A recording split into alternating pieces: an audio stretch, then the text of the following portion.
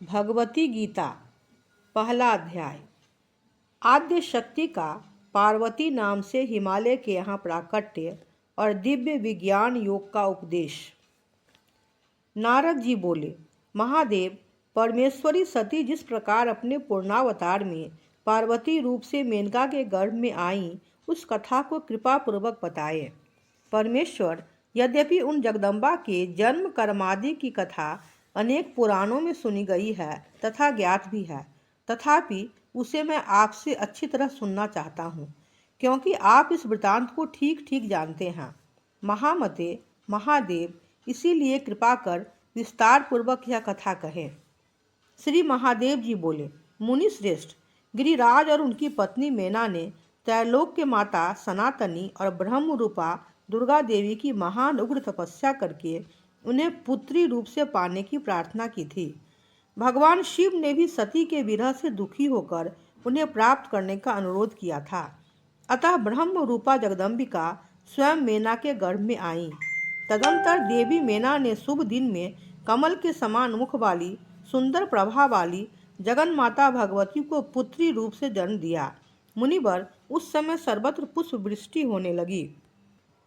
दसों दिशाओं में प्रकाश फैल गया और सुगंधित वायु बहने लगी।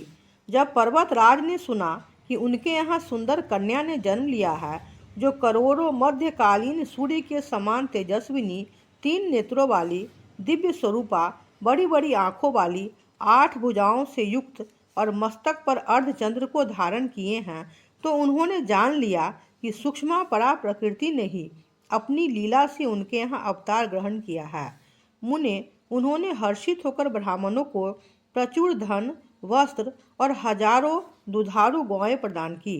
तत्पश्चात वे बंधु बांधवों सहित शीघ्र ही कन्या को देखने पहुँचे। गिरिराज को आया जानकर मेना ने उनसे कहा, राजन, अपनी कमल नयनी पुत्री को देखिए, ये हम दोनों की तपस्या का फल है और सभी प्राणियों के कल्याण हेतु प्रकट हुई हैं। तब गिरिराज ने भी कन्या को देखकर उसे जगदम्बिका के रूप में जाना। भूमि पर सिर झुकाकर प्रणाम करते हुए हाथ जोड़कर भक्तिपूर्वक गदगद वाणी से वे देवी से कहने लगे। हिमालय बोले, माता विशालाक्षी, इस विलक्षण विचित्र रूप में आप कौन हैं? पुत्री, मैं आपको नहीं जान पा रहा हूँ, मुझे यथावत अपना वृतांत बताइए। श्री देवी बोली, परमेश्वर शिव की आश्रिता मुझे पराशक्ति समझो। मैं सारी सृष्टि का संचालन करती हूँ तथा शाश्वत ज्ञान और ऐश्वर्य की मूर्ति हूँ। मैं ही ब्रह्मा, विष्णु और महेश आदि की जन्मदात्री हूँ और सृष्टि स्थिति विनाश का विधान करने वाली मुक्तिदायिनी जगदम्बिका हूँ। मैं सबकी अंतरात्मा के रूप में स्थित हूँ और संसार समुद्र से उद्धार करने वाली हूँ। मुझे नित्यानंदमयी ब्रह्म रूपा नित्या महेश्वरी समझो। तात, तुम दोनों की तपस्या से संतुष्ट होकर मैंने अपनी लीला से तुम्हारी पुत्री बनकर तुम्हारे घर में जन्म लिया है। तुम बहुत भाग्यशाली हो। हिमालय बोले, माता, आपने नित्या होकर भी कृपापूर्वक मेरे घर में पुत्री रूप से जन्म लिया है। यह मेरे अनेक जन्मों में किए पुण्यों का ही फल है तथा इसे मैं अपना सौभाग्य मानता हूँ। मैंने आपका यह रूप देख लिया। अब आप परात्पर भगवती का दिव्य शिव प्रिया रूप मुझे कृपापूर्वक शीघ्र ही दिखाएं। विश्वेश्वरी, आपको नमस्कार है।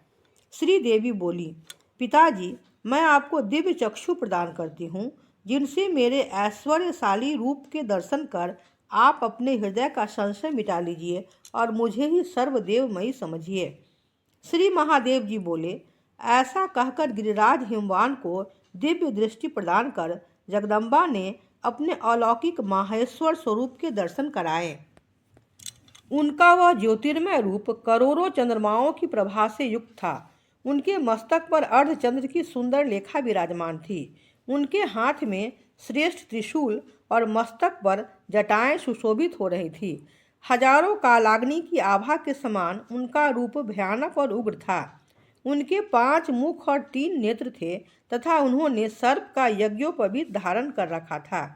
इस प्रकार व्याघ्र चर्म को धारण किए हुए तथा श्रेष्ठ सर्पों के आभूषण से सुशोभित उनके उस रूप को देखकर हिमवान बड़े चकित हुए।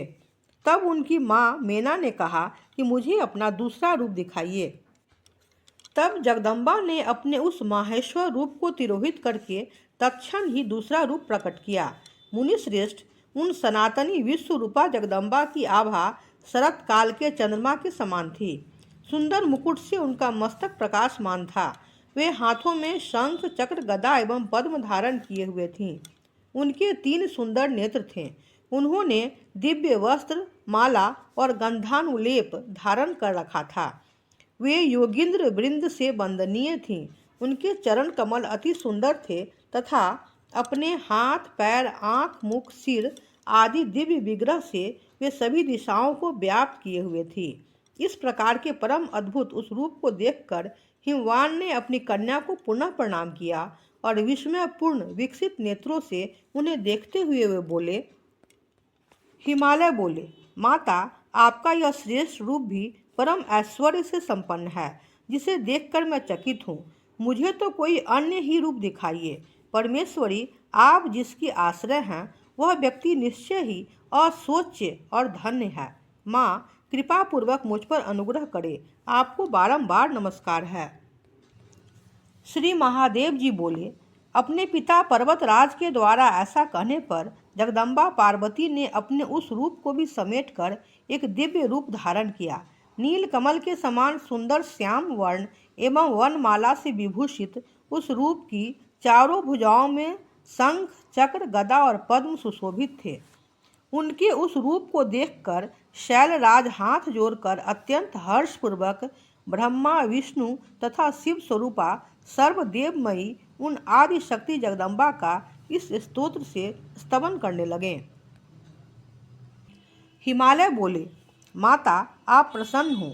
आप परम शक्ति हैं। आप में सब कुछ सन्निहित है। आप ही इस चराचर जगत की अधिष्ठात्री और परम आश्रय हैं। शिवे, आप ही सब कुछ हैं। इस त्रिभुवन में आपके अतिरिक्त अन्य कोई तत्व विद्यमान नहीं है। आप ही ब्रह्मा, विष्णु और महेश हैं और आप ही पराशक्ति हैं। आपकी औचित्य लीला का वर्णन मैं कैसे करूं, जिसका ब्रह्मादि भी पार नहीं पा सकते। विश्वेश्वरी, आप ही स्वाहा रूप से सभी देवताओं की तृप्ति कारिका, स्वधा रूप से पितरों की तृप्ति का कारण और महादेव प्रिया हैं। आप ही हव्य और कव्य हैं। आप ही नियम, यज्ञ, तप और दक्षिणा हैं। आप ही स्वर्गादि लोकों को प्रदान करने वाली हैं तथा समस्त कर्मों का फल प्रदान करने में आप ही समर्थ हैं। महादेवी, आपको प्रणाम है। माता, जिस आपके पर से भी परतर सूक्ष्मतम रूप का योगी जन शुद्ध ब्रह्म के रूप में वर्णन करते हैं, शिवे, वह आपका मोहक रूप मन और वाणी के लिए अगम्य और त्रैलोक्य का मूल कारण है। वरदायिनी भगवती, मैं आपको भक्ति पूर्वक प्रणाम करता हूँ। विश्वेश्वरी, मेरी रक्षा करें। जगदम्बे, आप सहस्रों उदीयमान सूर्यों के समान आभा वाली, 8 भुजाओं से युक्त, विशाल नेत्रों वाली एवं मस्तक पर चंद्र रेखा से सुशोभित हैं तथा आप कल्याणकारिणी ने लीलापूर्वक स्वयं ही मेरे घर में जन्म लिया है। उदीयमान करोड़ों चंद्रमाओं की शीतल कांति से युक्त नैनों वाली त्रिनेत्रा बाल स्वरूपा आप भगवती जगन्माता को मैं भक्ति पूर्वक प्रणाम करता हूँ। आप प्रसन्न हो। शिवे, आपका रूप चांदी के पर्वत की कांति के समान उज्ज्वल है। आपने सर्पराज का सुंदर आभूषण धारण किया है। दुर्जनों के लिए भय उत्पन्न करने वाले 5 मुख कमलों और भयानक 3 नयनों से आप सुशोभित हैं। अर्धचंद्र सहित जटाजूट को आपने मस्तक पर धारण कर रखा है। शरण दात्री विश्व जननी, आपको भक्ति पूर्वक मैं प्रणाम करता हूँ। अंबिके, आप प्रसन्न हो।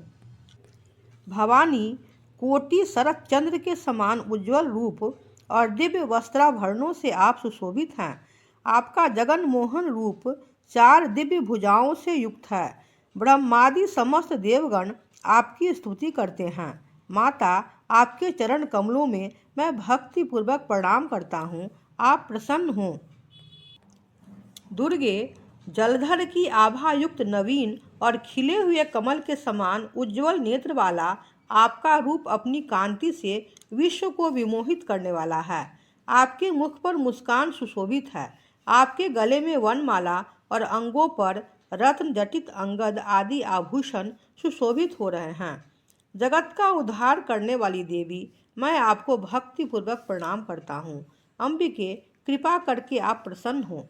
जगदम्बे, आपके विश्वात्मक रूप और गुण को सर्वात्मना वर्णन करने में तीनों लोकों में देवता अथवा मनुष्य कोई भी सक्षम नहीं है। फिर मैं अल्पमति उसका कैसे वर्णन करूं? आप अपने स्वाभाविक गुणों से मुझ पर दया करते हुए अपनी परम माया से मुझे मोहित न करें। विश्वेश्वरी, आपको नमस्कार है। आज मेरा जन्म और तप सफल हुआ। जो त्रिलोक जननी, आप मेरी पुत्री के रूप में आई। माँ, मैं धन्य और कृतार्थ हुआ जो कि आपने नित्या प्रकृति होकर भी अपनी लीला से पुत्री भाव से मेरे घर में जन्म लिया। मैं मैना के भाग्य की भी क्या सराहना करूं, जिन्हें अपने सैकड़ों जन्मों के अर्जित पुण्य के प्रभाव से त्रिलोक जननी की भी जननी होने का सौभाग्य मिला है।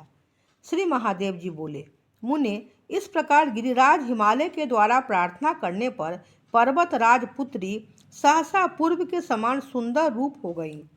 मैना भी यह देखकर चकित हुई और अपनी पुत्री को ब्रह्म स्वरूपिणी जानकर गदगद वाणी से भक्तिपूर्वक ऐसा कहने लगी। मेनका बोली, माता जगदम्बिका, मैं न तो आपकी स्तुति ही जानती हूँ एवं न भक्ति ही, फिर भी आप अपने करुणामय स्वभाव के कारण मुझ पर कृपा करती रहें। आप ही इस संसार की सृष्टि करती हैं। आप ही सभी कर्मों का फल प्रदान करती हैं। आप ही सभी का आधार हैं और आप ही सभी को व्याप्त करके स्थित रहती हैं।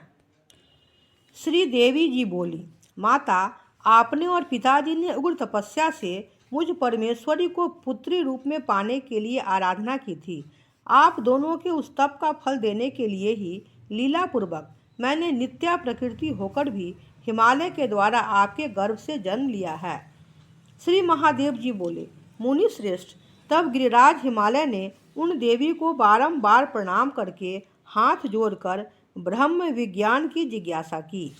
हिमालय बोले, माँ, आप बड़े भाग्य से मेरी पुत्री के रूप में आई हैं। यह आपकी लीला ही है, क्योंकि आप ब्रह्मादि देवगण और योगियों के लिए भी अगम्य और दुर्लभ हैं। महेश्वरी, मैं आपके चरण कमलों की शरण में हूँ। माँ, क्योंकि आप काल की भी काल हैं, इसीलिए आपको लोग महाकाली कहते हैं। आप मुझे कृपापूर्वक उस उत्तम ब्रह्म विद्या की शिक्षा दे जिससे मैं इस अपार संसार सागर को सरलतापूर्वक पार कर जाऊं। श्री पार्वती जी बोली, पिताजी महामते, सुनिए, मैं उस योग का सार बताती हूँ जिसके जानने मात्र से प्राणी ब्रह्म स्वरूप हो जाता है। सद्गुरु से मेरे मंत्र को ग्रहण करके स्थिर चित्त हो साधक को शरीर, मन और वाणी से मेरा ही आश्रय ग्रहण करना चाहिए। मुमुक्षु को चाहिए कि वह मेरे में ही चित्त और प्राण को लगाए रखे, तत्परतापूर्वक मेरे नाम का जप करता रहे, मेरे गुण और लीला कथाओं के श्रवण में लगा रहे। वह मुझसे वार्तालाप करने वाला हो और मुझसे शाश्वत संबंध बनाए रखे तथा राजेंद्र, वह उत्तम साधक मेरी भक्ति में परायण होकर अपना चित्त मेरी पूजा के प्रति अनुरक्त रखे। उसे श्रुति तथा स्मृति में बताए गए अपने वर्णाश्रम धर्म के अनुसार विधि विधान से मेरी पूजा और यज्ञ आदि संपन्न करने चाहिए। सभी यज्ञ, तप और दान से मेरी ही अर्चना करनी चाहिए। ज्ञान से मुक्ति होती है और भक्ति से ज्ञान होता है। धर्म से भक्ति का उदय होता है और यज्ञ यागादि धर्म के ही रूप हैं। इसीलिए मोक्षार्थी को धर्म रूपी यज्ञार्चन आदि के लिए मेरे इस रूप का आश्रय लेना चाहिए। पिताजी, सभी आकारों में एकमात्र मैं ही विद्यमान हूँ और स्वर्ग के देवता मुझ सच्चिदानंद रूपा के अंश से ही उत्पन्न हैं। इसीलिए वेदोक्त सभी कर्मों से भक्तिपूर्वक मेरा ही अर्चन करना चाहिए। बुद्धिमान व्यक्ति को अन्य कोई विचार नहीं करना चाहिए। इस प्रकार अनासक्त भाव से कर्मों को संपन्न करके विशुद्ध अंतःकरण वाले मोक्षार्थी साधक को आत्मज्ञान की प्राप्ति में निरंतर प्रयत्नशील होना चाहिए। पुत्र मित्रादि से संबंधों में अनासक्त होकर वेदांत आदि शास्त्रों के अभ्यास में दत्तचित्त रहना चाहिए। ऐसे साधक को काम क्रोधादि विकारों का तथा सभी प्रकार की हिंसा का पूर्ण रूप से त्याग करना चाहिए। ऐसा करने से उसे निसंदेह परा विद्या का ज्ञान प्राप्त हो जाता है। महाराज, जब इस आत्मा की प्रत्यक्षानुभूति होती है उसी क्षण मुक्ति हो जाती है। यह निश्चित सत्य बात आपके लिए मैं बता रही हूँ। किंतु पिताजी, मेरी भक्ति से विमुख प्राणियों के लिए यह प्रत्यक्षानुभूति अत्यंत दुर्लभ है। इसीलिए मोक्ष साधकों को यत्नपूर्वक मेरी भक्ति में ही संलग्न रहना चाहिए। महाराज, आप भी मेरे बताए अनुसार करेंगे तो संसार के समस्त दुखों से कभी बाधित नहीं होंगे। पहला अध्याय समाप्त।